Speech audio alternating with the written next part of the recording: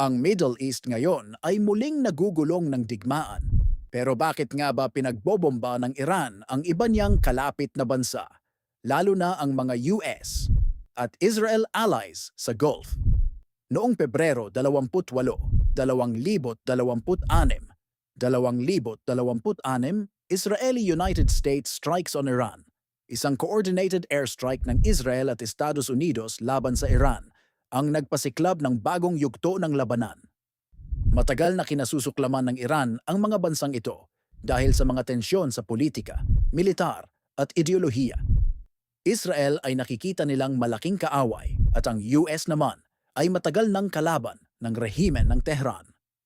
Bilang retaliation o ganti, nag-launch ang Iran ng mga missiles at drone patungo sa mga target sa Israel at sa mga bansa sa Gulf tulad ng UAE, Bahrain, Qatar, Kuwait at Saudi Arabia na may US military presence. Ayon sa Tehran, ginagawa nila ito bilang pagtatanggol sa sarili laban sa mga pag-atake ng US at Israel.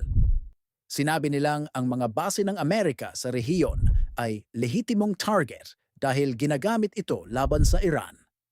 Sa ngayon, tinatanggihan ng mga Gulf states ang mga pambobomba at itinuturing itong paglabag sa soberanya nila. Marami sa kanila ang naghahanda ng diplomatikong countermeasures at paghingi ng suporta mula sa iba pang bansa. Hindi ito unang beses may proxy wars o indirect na labanan sa pagitan ng Iran at mga kaalyado ng US at Israel.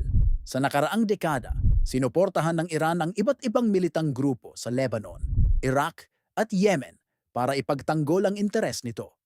Ang tensyon na ito ay bahagi ng mas malalim at komplikadong problema sa rehiyon, hindi simpleng pagbobomba lang. Sana ay mas naintindihan nyo ngayon kung bakit ito nangyayari. Para sa iba pang simpleng explainers, like and subscribe